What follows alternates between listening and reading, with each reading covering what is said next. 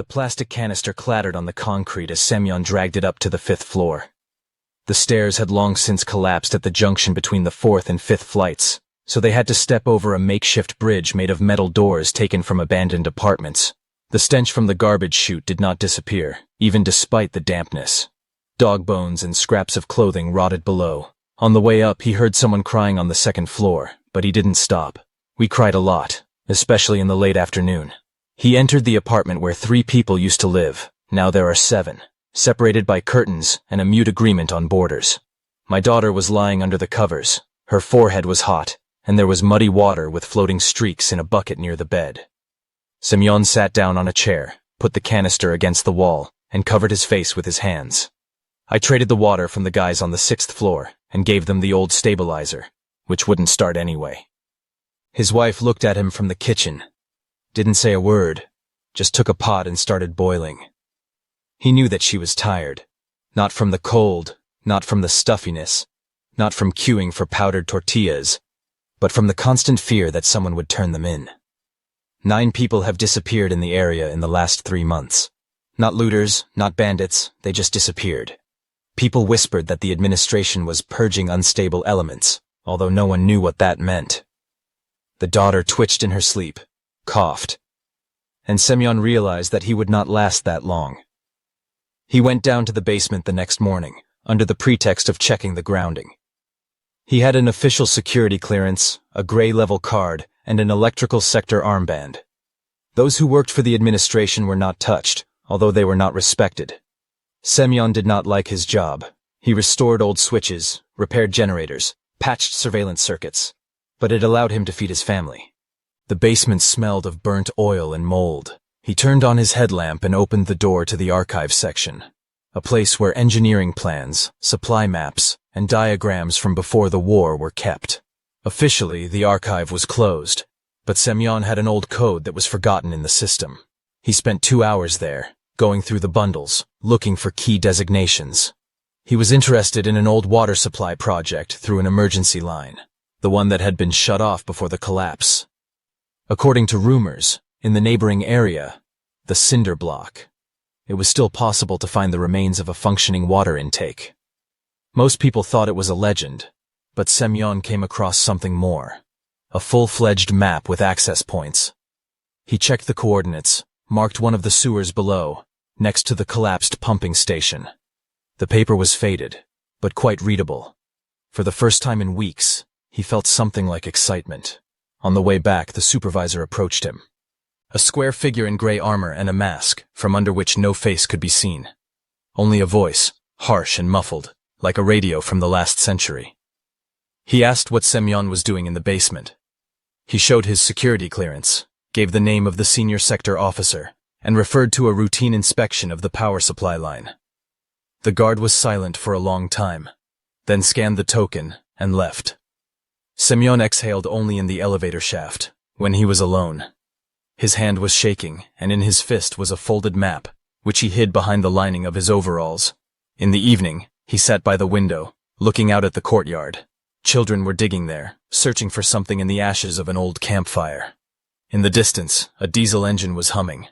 It was the central unit that was turned on, 2 hours on schedule.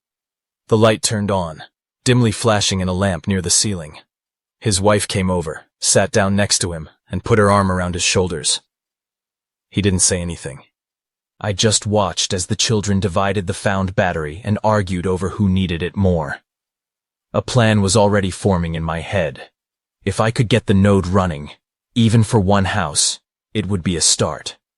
Not a riot. He did not dream of revolution. He just wanted his daughter to have clean water. Semyon found Semak at the old heating main, where he was guarding warehouses with junk. The local administration had long ago turned them into recycling depots. He was sitting in a booth with a bourgeois woman, drinking cloudy tea from a jar and cleaning an old pistol, as if he expected a war that had come a long time ago and had not gone away. When Semak heard why Semyon had come, he was silent for a long time, then nodded and said, "I'm in favor. Not for you, but for the water." They went to the basement of one of the blocked-up houses, where access to the highway once took place. The entrance was blocked, but Semyon knew the way through the ventilation shaft. They needed another one, someone who knew the electrics and could work in silence. Semyon suggested Savchenko, a former technician from the old depot. He worked in silence, ate everything he was given, and did not ask any questions. He lived alone. His family disappeared in the second year after the collapse, and it seems he no longer hoped that life was worth anything at all. On the third day, the three of them went down to the abandoned communications. The air was stale, and it smelled of mold, bleach, and old death. Someone had once lived down there, and then died and stayed that way. The walls were covered with signs, arrows, numbers, strange markings. Semyon said that these are markers of old diggers, those who tried to sell underpasses in the early years. They walked deeper until they reached the massive door behind which the node was supposed to be. Only Savchenko was able to open it. He bypassed the system, applied manual current from the battery, and the bolt clicked into the wall. There was a hall behind the door, dilapidated and covered in mud, but with intact pipes and the main highway that led to the sewer. Semyon felt his chest constrict as he looked at this space. Everything was in place. The old control panel, the main pipes, even the emergency supply line, albeit rusted. He found a tank with leftover chlorine filtration, empty, but it meant that the system had once worked. Schemes were spinning in my head. How to apply current, where to get valves, whether it was possible to assemble a pump from decommissioned spare parts. Semyon read his mind and said, "If we go all the way, there's no turning back."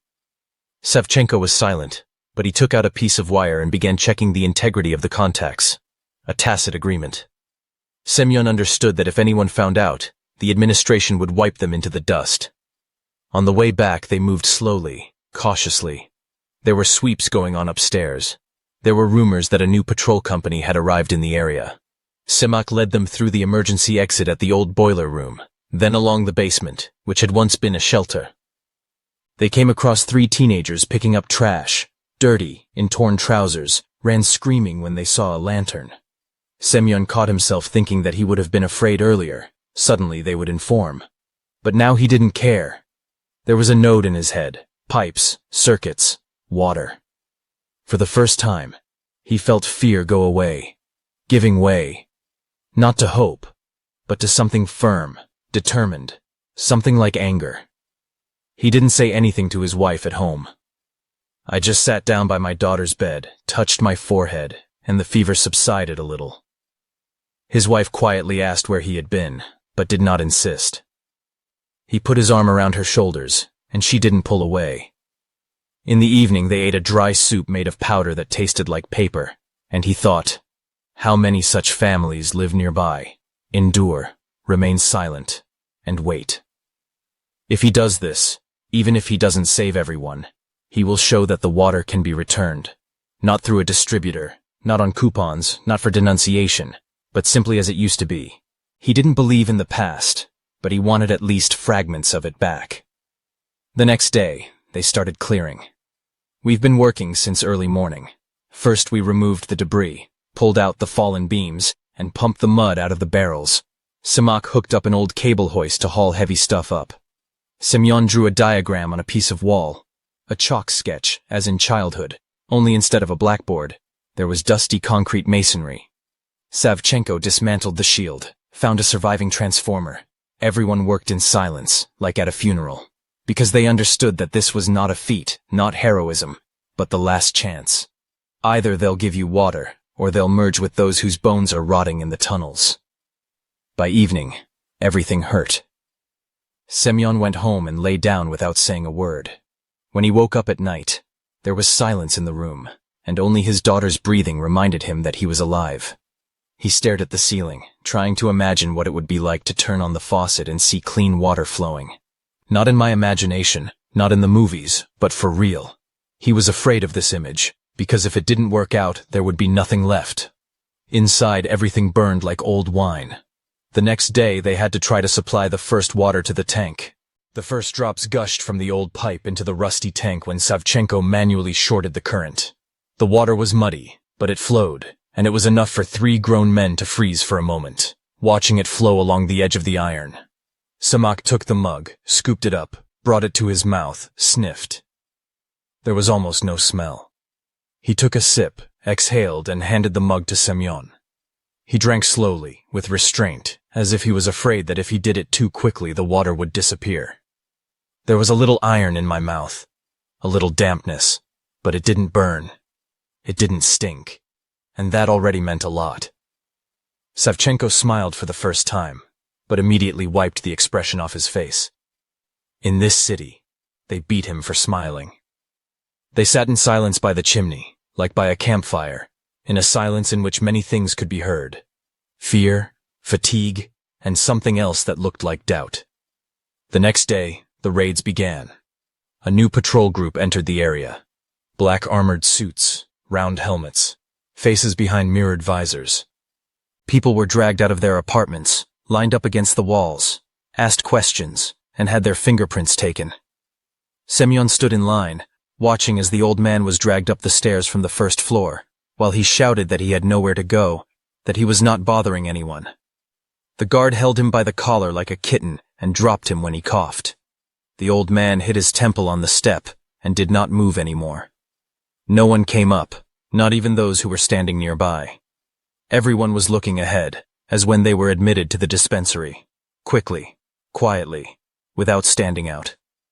The administration called it filtering, but people knew it was training. Semyon returned home with his shoulders slumped, sat on a stool, stared at the wall. His wife put her hand on his back and asked, "You're not one of them, are you?" He shook his head and said, "Not yet." The daughter was asleep, breathing heavily, but without wheezing. He wondered if he should tell her that there was water, that she was nearby, that it would be easier soon, but he didn't say anything. Hope in such conditions became dangerous. She didn't heal. She broke if she collapsed. In the evening, he went down to the node again. Everything was quiet inside, except for the drops of water hitting the iron. Semak was sitting at the valve, checking the tightness. Savchenko was drawing an emergency lockout pattern on concrete. They didn't talk much, but everyone understood that a launch was possible. Semyon suggested opening the supply not to the main line, but to the sump to check how the filter would behave. 6 hours later, the water was still flowing. The tank was filling up, and the pressure was holding. He scooped it up from the very bottom, and the taste hardly changed. There was a thought in my head. If you connect a pipe to the residential sector, you can give water to at least 5 houses. In the morning, they went to the old mine, where the plugs and steel adapters were stored. There they saw strangers for the first time. 3 teenagers in black jackets stood at the exit and watched. One was holding a rusty knife. The other was holding an old shortwave radio with peeling buttons. Semak barked, and the children scattered.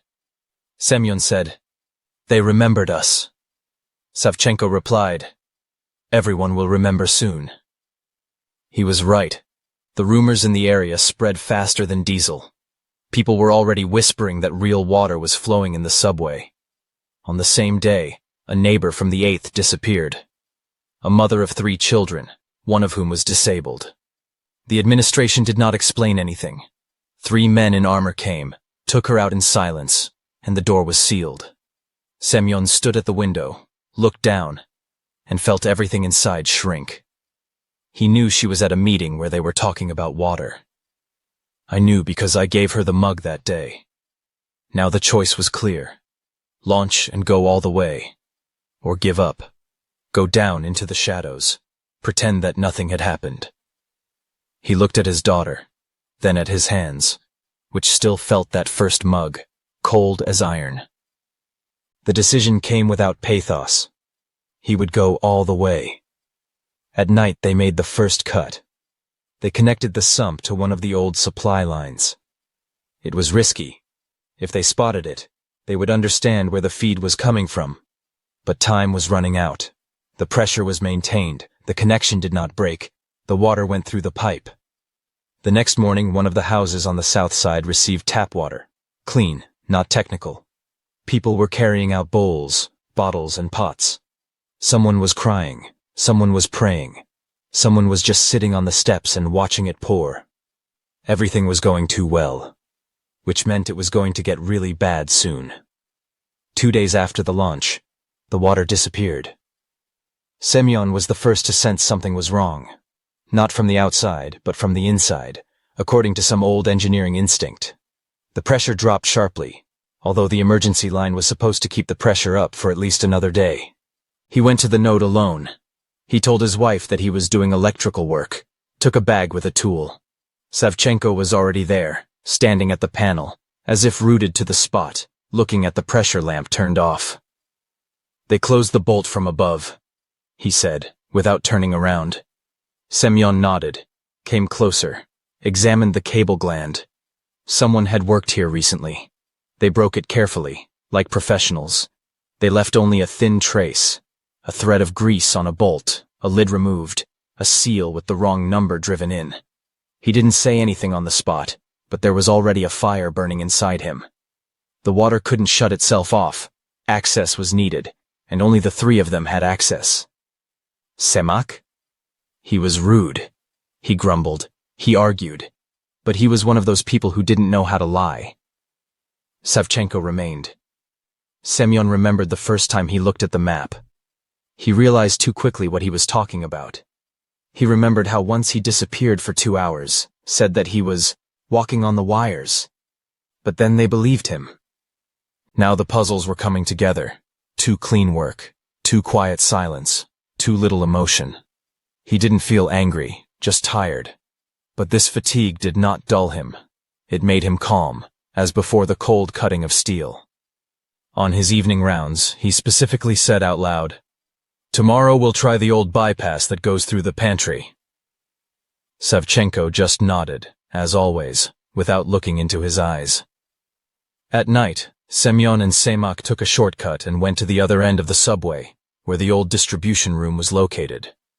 They waited an hour, then another, and then a light flashed in the darkness.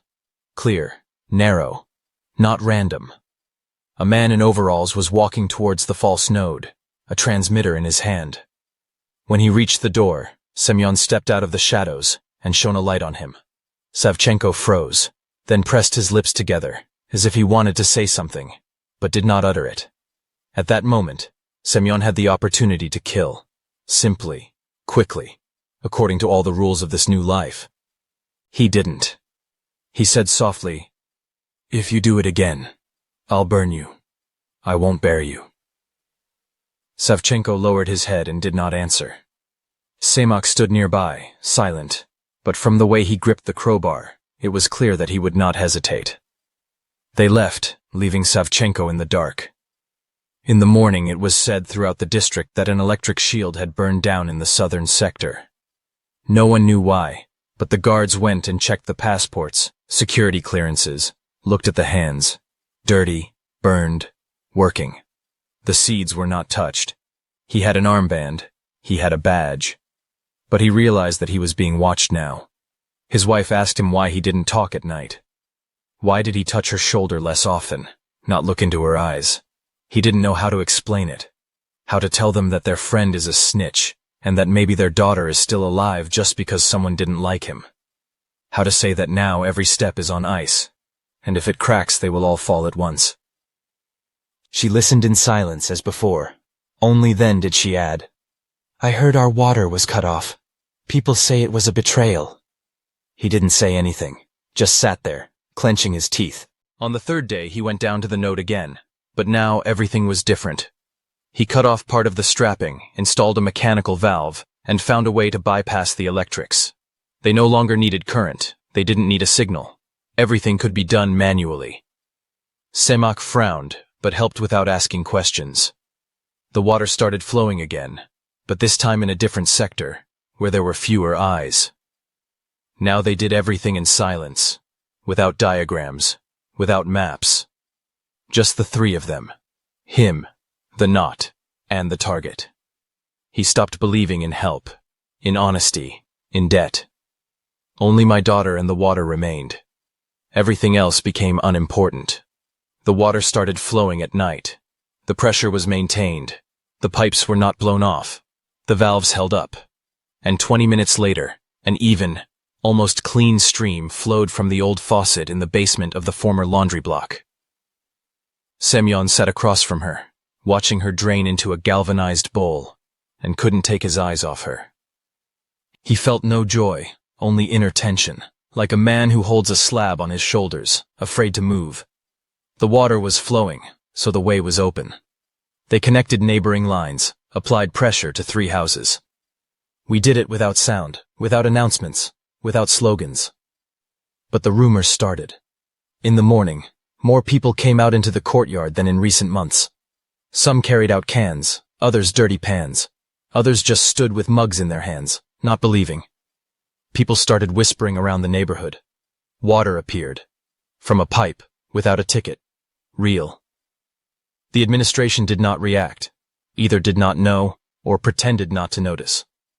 People lined up in the queue, as in the old days, quietly, with tired faces, as if afraid that this was a dream. Someone was already selling bottled water. Someone was keeping records. Semyon went outside, walked along the houses, watched as people divided buckets among themselves. He wasn't applauded or thanked, and it was the right thing to do. He wasn't doing it for them. On the 3rd day, the first problems appeared. One of the houses started complaining about interruptions. The plastic pipe leaked. It was too old. It burst. Arguments began about who was to blame. One of the men hit the other for taking the canister from the queue. The woman screamed that her children had not drunk yet.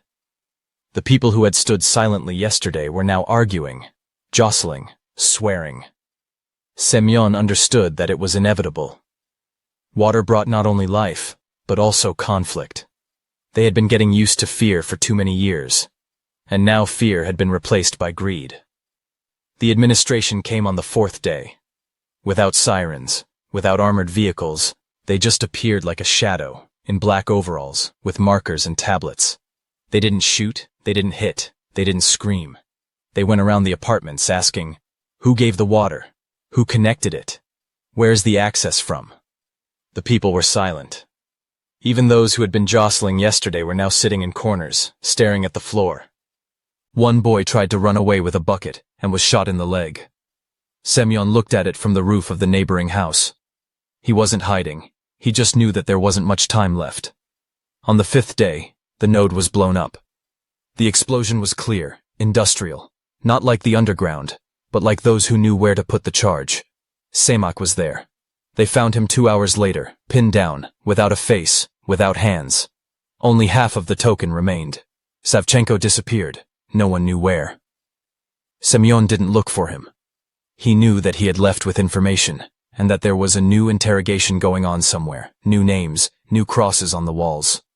The node burned for 2 days, then the concrete cooled down and silence remained. The water was no longer flowing. The people were silent again, and only the smell of burning reminded me that there was something real. Semyon was sitting in the basement, clenching his fingers, which were covered with soot. Everything was empty in my head. Not anger, not despair, but some kind of dry clarity. He knew that now they would follow him. They won't wait right away. They'll track you down. They'll do it according to the rules. He looked at his hands, at his nails, at the bloodstains. Then he got up, took his bag, and hid the rest of the plans inside. He was no longer interested in new pipes, circuits, pumps. He wanted to find his daughter. And if he has to go deep, all the way to the border, he will go. Because otherwise, everything is in vain. He left before dawn. The bag was light, just food, a piece of a map, and a photo of her daughter cut out of an old family photo. There were rumors in the area that the water was a diversion organized by outside groups. Internal patrols were replaced by mobile detachments, armed, with drones and scanners that prowled the entrances like rats. He knew he didn't have much time. The administration knew how to wait, but did not forgive.